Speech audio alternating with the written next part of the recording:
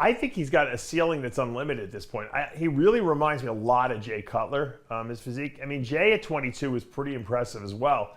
And I think Emir is probably leaner than Jay was, early on in his career. Jay didn't start getting crazy shredded till a little later into his, until he started really maturing as a bodybuilder.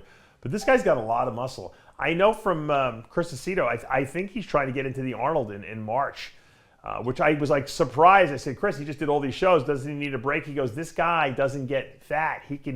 He'll get leaner while he's eating a ton of food. And so I guess Chris feels and Emir feels that, you know what, let's do the Arnold because it doesn't even, the dieting doesn't even faze me at all.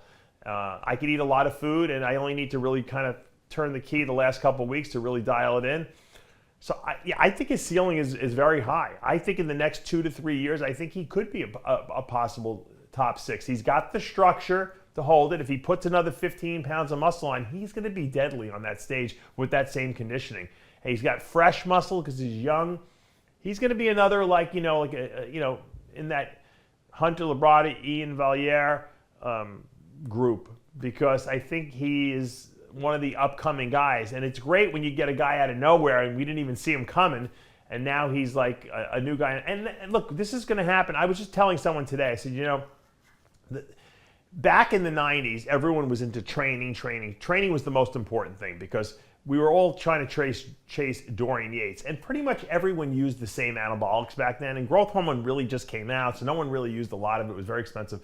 And there really wasn't a lot of nutritional supplements back then to choose from like there is today. So everyone focused on training. Then it went the other way when drugs became more available with the internet and it was more knowledge about it. People thought it was all about the drugs. So then the physiques kind of took a little dip.